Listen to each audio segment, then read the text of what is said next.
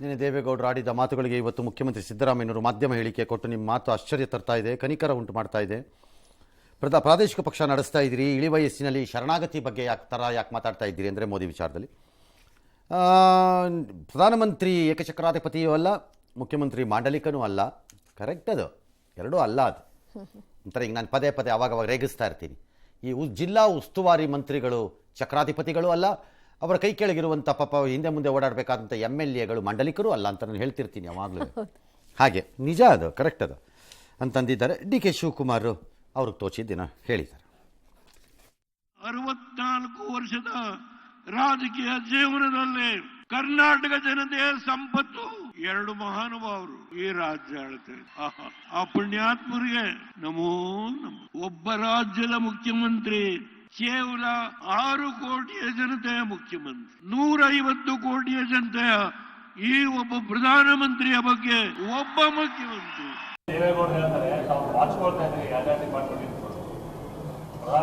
ಅವ್ರು ನನಗೆ gift ಕಳ್ಸಿಕೊಟ್ಟಿದ್ದಾರೆ JCB. ಆ JCBಲಿ ಕಾಂಗ್ರೆಸ್ನವ್ರನ್ನ ಆಯ್ಕೆ ಮಾಡಿರೋದು ಸರಿಯಾದ ರೀತಿ ಕೆಲಸ ಮಾಡಿ ಜನಗಳ ಸಮಸ್ಯೆ ಬಗೆಹರಿಸಿ ಅಂತ ಹೇಳಿ ದೇವೇಗೌಡರಿಗೆ ಸಲಹೆ ಕೊಡಕ್ಕಲ್ಲ ಅವ್ರ ಮಂತ್ರಿ. ರಾಜಕೀಯ ನಾಯಕರು ಆಡೋ ಮಾತುಗಳ ಬಗ್ಗೆ ಆಶ್ಚರ್ಯ ಆಗ್ಲಿ, ಕನಿಕರ ಯಾಕೆ ಬರ್ಬೇಕು ಸರ್? ಅವ್ರವ್ರ ಪರಿಸ್ಥಿತಿಗೆ ಅವರು ನಾವು ಮಾಡಿದ್ದೆ ಸರಿ ಅಂತ. ಎಲ್ಲರೂ ನಿಮ್ಮ ರಾಜಕೀಯ ನಿರ್ಧಾರಗಳನ್ನು ತೆಗೆದುಕೊಂಡು ನಿಮ್ಮ ಪರಿಸ್ಥಿತಿಗೆ ಸರಿ. ಹಾಗಾಗಿ ನಿಮಗೆ ಕನಿಕರನೂ ಬೇಡ, ಅನುಕಂಪನೂ ಬೇಡ. ಯುದ್ಧದಲ್ಲಿ ಇವೆಲ್ಲ ನಡೆಯಲ್ಲ. ನಿಮ್ಮ ಹೋರಾಟ ನಡೆಸಿ, ಯಾರ್ಯಾರ ತಲೆ ಉಳ್ಕೊಳತ್ತೋ ಅದು ಉಳ್ಕೊಳತ್ವೆ, ಉಳಿದೇ ಇರೋ ತಲೆಗಳು ಹಾರೋಗತ್ವೆ ಅಷ್ಟೇ.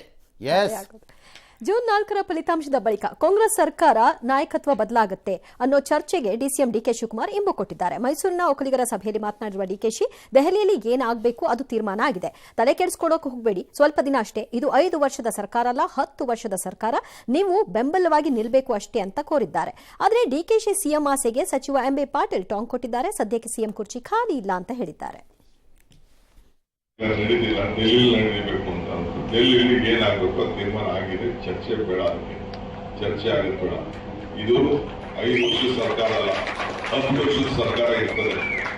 ನೀವು ಬೆಂಬಲ ನಿಂತ್ಕೊಳ್ಳಿ. ಪಕ್ಷ ನಿರ್ಧಾರ ಮಾಡಿದನ ಇವತ್ತು ದಿವಸ ನಾವೆಲ್ಲರೂ ಕೂಡ ಒಪ್ತೀವಿ. ಪಕ್ಷ ಇನ್ನೂ ನಿರ್ಧಾರ ಮಾಡಿಲ್ಲ. CM ಕುರ್ಚಿನೂ ಖಾಲಿ ಇಲ್ಲ.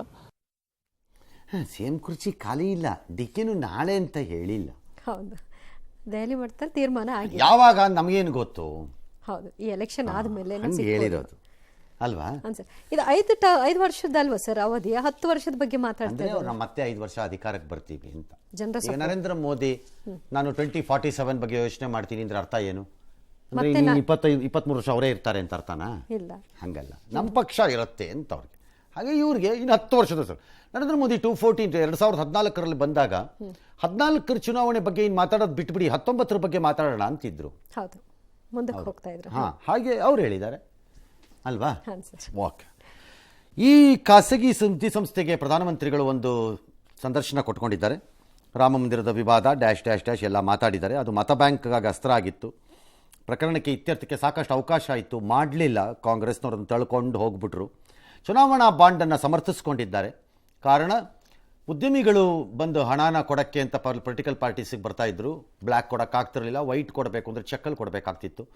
ಚೆಕ್ ಕೊಟ್ಟರೆ ನಾಳೆ ಸಿಕ್ಕಾಕೊಂಡು ಇನ್ನೊಂದು ಪಾರ್ಟಿ ನಮ್ಮನ್ನು ಸಿಕ್ಕಾಕಿಸ್ಬಿಟ್ಟು ತೊಂದರೆ ಕೊಡುತ್ತಲ್ಲ, ಯಾಕೆ ನಮಗೆ ತುಂಬ ಕಷ್ಟ ಆಗ್ತಿದೆ ಅಂತಿದ್ರು. ಅದಕ್ಕೆ ತಂದಿದ್ವಿ, ಸೀಕ್ರೆಟಾಗಿ ಇಡ್ತಿದ್ವಿ. ಸೊ ದಟ್ ಯಾರಿಗೆ ಬೇಕಾದ್ರು ಅಪೋಸಿಷನ್ ಪಾರ್ಟಿಗಳು ತೊಗೊಂಡಿವೆ ಇದೇ ಬಾಂಡ್ಗಳನ್ನು. ಅವ್ರಿಗೆ ಇದೆಲ್ಲ ಗೊತ್ತಾದ ಮೇಲೆ ಬೇಜಾರಾಗತ್ತೆ, ಇದು ಯಾಕೆ ರದ್ದಾಯಿತು ಅಂತ ಅನ್ಸತ್ತೆ ಅವ್ರಿಗೆ ಅಂತ ಅವ್ರು ಹೇಳ್ಕೊಂಡಿದ್ದಾರೆ. All right. EVM ಚುನಾವಣೆಯಲ್ಲಿ ಸೋಲ್ತೀವಿ ಅಂತ ಅದ್ರ ಮೇಲೆ ಅನುಮಾನ ಹಾಕ್ತಾರೆ. ಉತ್ತರ ದಕ್ಷಿಣ ಅಂತೆಲ್ಲ ಒಡೆಯೋದು, ದೇಶ ಒಡೆಯೋದೆಲ್ಲ ಸರಿಯಲ್ಲ ಅಂತೆಲ್ಲ ಹೇಳಿದ್ದಾರೆ. ಅಲ್ಲ, ಉತ್ತರ ದಕ್ಷಿಣ ಅಂತ ಹೊಡಿತೀವಿ ಅಂತ ಯಾವನಾರು ಹೊರಟು ಬಿಟ್ಟರೆ ಇಲ್ಲಿ ಹೊಡೆಯೋಕ್ಕೆ ಯಾರೂ ರೆಡಿ ಇಲ್ಲ. EVMದು ಮಾತ್ರ ನನಗೆ ಇವತ್ತಿಗೂ ಅರ್ಥವಾಗಿಲ್ಲ. ಈ ಪ್ರತಿಪಕ್ಷಗಳ ವಾದ ಏನದರಲ್ಲಿ ಅಂತ. ತಾಂತ್ರಿಕವಾಗಿ ರಾಜಕೀಯವಾಗಿ ನೀವು 1000 ಮಾತಾಡ್ಕೊಳ್ಳಿ, ನಮಗೇನು ಒಪ್ಪಬೇಕು. ಲೋಕಸಭಾ ಚುನಾವಣೆಯಲ್ಲಿ ಹಣ ಹೆಂಡದ ಹರಿವು ಜೋರಾಗಿದೆ. ಬೆಂಗಳೂರಿನ ಬೊಮ್ಮಸಂದ್ರ ಇಂಡಸ್ಟ್ರಿಯಲ್ ಏರಿಯಾ ಬಳಿ ATMಗಳಿಗೆ ಹಣ ಸಾಗಿಸುವಂತಹ CMS ಏಜೆನ್ಸಿ ದಾಖಲೆ ಇಲ್ಲದೆ ಸಾಗಿಸ್ತಾ ಇದ್ದ 2.90 ಕೋಟಿಯ ಹಣವನ್ನು ಸೀಸ್ ಮಾಡಿದ್ದಾರೆ. ಧಾರವಾಡದ ಕುಂದಗೋಳದ ರಾಮನಕೊಪ್ಪ ಗ್ರಾಮದಲ್ಲಿ ನಿಂಗಪ್ಪ ಜಟಾದ್ ಅನ್ನೋರ ಮನೆಯಲ್ಲಿ 2 ಕೋಟಿ 5 ಲಕ್ಷ ನಗದು ಜಪ್ತಿಯಾಗಿದೆ. ಇನ್ನು ಕಳೆದ 75 ವರ್ಷಗಳಲ್ಲಿ ಈ ಬಾರಿ ಅತಿ ಹೆಚ್ಚು ಹಣ ವಶಕ್ಕೆ ಪಡೆಯಲಾಗಿದೆ. ಈವರೆಗೂ 4,650 ಕೋಟಿ ಹಣವನ್ನು ಸೀಸ್ ಮಾಡಿದ್ದಾರೆ. ಚುನಾವಣಾ ಆಯೋಗದ ಪ್ರಕಾರ ಅಧಿಕೃತ ಮಾಹಿತಿ ಕೊಡ್ತಿರೋದು 4,650 ಕೋಟಿ ರೂಪಾಯಿ ಮೌಲ್ಯದ ವಸ್ತುಗಳನ್ನು ಇವೆಲ್ಲವೂ ಸೀಸ್ ಮಾಡಿದಾರಂತೆ ದೇಶವ್ಯಾಪಿ ಮಾರ್ಚ್ 1ರಿಂದ. 100 ಕೋಟಿ ರೂಪಾಯಿ ಮೌಲ್ಯದ ಹಣ ವಸ್ತು ಎಲ್ಲ ಪರ್ ಡೇ ಸರಾಸರಿ ಮಾಡ್ತಿದ್ದಾರಂತೆ. So what? ಯಾಕೆ ಸರ್? ಏಕೆ ಬೇಜಾರಾಗ್ತಿದ್ಯಾ? ಬೇಜಾರಲ್ಲ, ಇಷ್ಟು ಸಿರಿವಂತಿಕೆ ಇದೆಯಲ್ಲ ನಾಡಿನಲ್ಲಿ, ಇನ್ನೂ ಸಿರಿವಂತಿಕೆಯನ್ನ ಎಂಜಾಯ್ ಮಾಡ್ಬೇಕಲ್ವಾ? ಮತ್ ಬಡವರು ಬೇಸರ ಪಟ್ಕೊಳಕ್ಕಾಗತ್ತಾ? ಬಡವರಿದ್ದಾರೆ ದೇಶ ಎಂತ ಶ್ರೀಮಂತಿಕೆಯಲ್ಲಿದೆ ಅಂತ ಯಾಕೆ ಅನ್ಕೊಳತ್ತಿಲ್ಲ ನೀವು? ಪಾಸಿಟಿವ್ಲಿ ಯಾಕೆ ಥಿಂಕ್ ಮಾಡಲ್ಲ? ನೆಗೆಟಿವ್ಲಿ ಯಾಕೆ ನೋಡ್ತೀರಿ? ಅದಕ್ಕೆ ಕೆಲವರ ಕೈಯಲ್ಲಿ ಮಾತ್ರ ಇದೆಯಲ್ಲ ಅಂತ. ನನಗೆ ಗೊತ್ತಿಲ್ಲ ಯಾರ ಕೈಯಲ್ಲಿ ಇದೆಯೋ. ದೇಶ ಅಂತೂ ಸಿರಿವಂತಿಕೆಯಲ್ಲಿದೆ ಅಂತ ಆಗತ್ತಲ್ಲ, ದೇಶ ಅಂತ ಕನ್ಸಿಡರ್ ಮಾಡಿ. ಮತ್ತೆ 75 ವರ್ಷದಲ್ಲಿ ಇದೇ ಫಸ್ಟ್ ಅಂತೆ. ಇಷ್ಟೊಂದು 19 3475 ಕೋಟಿ ಆಗಿತ್ತಂತೆ. ರೆಕಾರ್ಡ್ ಬ್ರೇಕ್ ಆಗ್ತಾ ಇದೆ. ಎಲ್ಲ ರಾಜ್ಯ ಸೇರಿ 395 ಕೋಟಿಗೂ ಹೆಚ್ಚು ಹಣ ಎಲ್ಲ ತೊಗೊಂಡಿದ್ದಾರಂತೆ. 489 ಕೋಟಿಗೂ ಅಧಿಕ ಮೌಲ್ಯದ ಮದ್ಯ ವಶ ಆಗಿದೆಯಂತೆ. ಓಕೆ, 2068 ಕೋಟಿ ಮೌಲ್ಯದ ಮಾದಕ ವಸ್ತು ವಂಡರ್ಫುಲ್. ಹಾಂ, ಬ್ರಿಲಿಯಂಟ್. ಒಂದಿನ ಬರುತ್ತೆ ಲೀಗಲೈಸ್ ಮಾಡಿದ್ರೆ, ಅದರಲ್ಲೂ ಒಂದು 16-17 ಸಾವಿರ ಕೋಟಿ ಬರ್ಬೋದು ಆದಾಯ ಮಾಡ್ಬೋದು. 562 ಕೋಟಿ ಮೌಲ್ಯದ ಚಿನ್ನಾಭರಣ, 1,145 ಕೋಟಿ ಮೌಲ್ಯದ ಉಚಿತ ಗಿಫ್ಟ್ಗಳಂತೆ. ಕರ್ನಾಟಕದಲ್ಲಿ ಒಂದು 35 ಕೋಟಿ ಹಣ ಸೀಸ್ ಆಗಿದೆ. ಚೀಪಪ್ಪ, ಇದೆಲ್ಲ ಹಾಕಬೇಡಿ, ಅವಮಾನ ಆಗತ್ತೆ ನಮಗೆ. ಕಮ್ಮಿ ಆಯಿತು ಅಂತ. Karnataka is big state. ನಾವು ಶ್ರೀಮಂತವಾಗಿದ್ದೀವಿ ಅಂತ ಅಂದ್ಕೊಂಡಿದ್ವಿ. ಇಷ್ಟು ಕಡಿಮೆ ಎಲ್ಲ ಹಾಕಿ ನಮ್ಮ ಅವಮಾನ ಮಾಡ್ತಾರೆ. 124 ಕೋಟಿ ಮೌಲ್ಯದ ಮದ್ಯ ವಶಕ್ಕಂತೆ. ಎಷ್ಟೇನಾ ಕಡಿಮೆ ಅದನ್ನು ಇನ್ಸಲ್ಟ್ ಇದು. 60 ಕೋಟಿ ಮೌಲ್ಯದ ಫ್ರೀ ಗಿಫ್ಟು ಡ್ಯಾಶ್ ಅಂತ. That's okay. ಮೈಸೂರಿನಲ್ಲಿ ಅಲ್ಲಿ ಯಾವುದೋ ಒಂದು CMS ಏಜೆನ್ಸಿದು ದಾಖಲೆ ಇಲ್ಲದೆ ಸಾಗಿಸ್ತಾ ಇದ್ದಿದ್ದು 3 ಕೋಟಿ ರೂಪಾಯಿ ಸೀಸ್ ಮಾಡಿದ್ದಾರೆ. ನನಗೆ ಅರ್ಥ ಆಗ್ತಿಲ್ಲ ಎಲೆಕ್ಷನ್ ಕಮಿಷನ್ದು ಲೆಕ್ಕಾಚಾರಗಳು ಅಥವಾ ಪೊಲೀಸ್ನವರು. ಈ ನೋಂದಾಯಿತ ಹಣ ಸಾಗಿಸುವ ಸಂಸ್ಥೆಗಳಿಗೆ ಅಫ್ಕೋರ್ಸ್ ಓಕೆ ಅಧಿಕಾರ ಇದೆ, ಬಿಕಾಸ್ ನೋಂದಾವಣೆ ಮಾಡ್ಕೊಂಡಿವೆ, ATMಗಳಿಗೆಲ್ಲ ದುಡ್ಡು ಹಾಕಬೇಕು. ಈ ಸಂದರ್ಭದಲ್ಲಿ ದಾಖಲೆ ಇಲ್ಲದೆ ಹಣ ಸಾಗಿಸಬಾರ್ದು ಅನ್ನೋ ಪ್ರಜ್ಞೆ ಸಾರ್ವಜನಿಕರಿಗೆ ಇರಬೇಕು ಅಂದರೆ ಈ ಸಂಸ್ಥೆಗಳಿಗೆ ಇರಬೇಕೋ ಬೇಡವೋ? ಇರಬೇಕೋ ಬೇಡವೋ ಈ ಸಂಸ್ಥೆಗಳಿಗೆ? ಇದಿಲ್ಲದೆ ಸಾಗಿಸಿ ದಾಖಲೆ ಇಲ್ಲದೆ ಆಮೇಲೆ ದಾಖಲೆ ತರ್ತೀವಿ ಅನ್ನೋಂಥ ಕಚಡಗಳಿಗೆ ಕೇಸ್ ಹಾಕಿ ಅರೆಸ್ಟ್ ಮಾಡಿ ಒಳಕ್ಕೆ ಯಾಕೆ ಹಾಕ್ತಾ ಇಲ್ಲ ಆ ಸಂಸ್ಥೆಗಳ ಮುಖ್ಯಸ್ಥರುಗಳನ್ನು? Why should be not doubt somebody is misusing these agencies ಅಂತ ನಾವು ಯಾಕೆ ಅನ್ಕೋಬಾರ್ದು? ಆಗಿಲ್ಲದೆ ಇರ್ಬೋದು, ನಾವು ಯಾಕೆ ಅನ್ಕೋಬಾರ್ದು? ಹಾಗಾರೆ what is election commission doing? Typical ಇದೆ, ಸೀಸ್ ಮಾಡದೆ ಬಿಟ್ಟೆ, ಅವನು ಆಮೇಲೆ ದಾಖಲೆ ಕೊಟ್ಟ ಕಳಿಸ್ದ. ದಾಖಲೆ ಜನ ಆದರೆ ಆಯ್ತಪ್ಪ, ಅರ್ಥ ಮಾಡ್ಕೊಂಡಿಲ್ಲ. ಈ ಸಂಸ್ಥೆಗಳಿಗೆ ಜ್ಞಾನ ಇರಬೇಕು ತಾನೆ.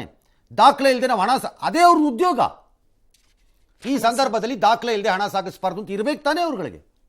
ದಾಖಲೆ ಇಲ್ಲದೆ ಸಾಗಿಸಿದಾಗ ದೇ ಶುಡ್ ಬಿ ಕ್ರಿಮಿನಲಿ ಪ್ರಾಸಿಕ್ಯೂಟೆಡ್ ಅವ್ರುಗಳನ್ನು. ಅದು ಯಾರು ಆಗಿರಲಿ ಸಂಸ್ಥೆ.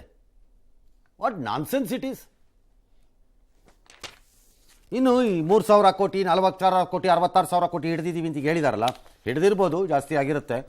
ಬಟ್ ಇದರಲ್ಲಿ ರಿಟರ್ನ್ ಆಗಿರೋದು ಎಷ್ಟು ಅಂತ ಲೆಕ್ಕ ಸಿಗಬೇಕು ನಮಗೆ. ಈಗ ಇದ್ಯಾವುದೋ ಸಂಸ್ಥೆದು ದಾಖಲೆ ಇಲ್ಲದೆ 2 ಕೋಟಿ ಜಪ್ತಿ ಅಂತಾರಲ್ಲ, ಅದಿಲ್ಲಿ ಲೆಕ್ಕಕ್ಕೆ ಬಂದಿರುತ್ತೆ. ಈಗ ವಶಪಡಿಸಿದ್ರಲ್ಲಿ ಅವ್ರು 3 ದಿನ ಆದ್ಮೇಲೆ ದಾಖಲೆ ತತ್ತಾರೆ. ಕತ್ತೆ ಕಾಯ್ತಾ ಇದೆಯಾ ಆವಾಗ ದಾಖಲೆ ಇಟ್ಕೊಳ್ಳದೆ ತಂದಾಗ ನೀನು ಅಂತ ಕೇಳಿ ಕೊಡಲ್ಲ ಅನ್ಬೇಕು ಆ ದುಡ್ಡನ್ನು. ಇದು ವಾಪಸ್ ಹೋಗುತ್ತೆ ಆ ದುಡ್ಡು. ಹಾಗಾಗಿ ವಾಪಸ್ ಹೋಗಿರೋದು ಎಷ್ಟು ಹೇಳಿ, ದಾಖಲೆ ತೋರಿಸ್ಬಿಟ್ಟು ತಗೊಂಡೋದ್ರು ಅಂದಿದ್ದು ಆ ವಿವರಣೆ ಕೊಡಬೇಕು. ಆಗ ನಮ್ಮ ಬಡತನ ಏನು ಅಂತ ಗೊತ್ತಾಗತ್ತಪ್ಪ, ಅಲ್ವಾ? ಸುಮ್ಮನೆ ಪೋಸ್ಟ್ ಕೊಟ್ರೆ ಶ್ರೀಮಂತರು ನಾವು ಅಂತ.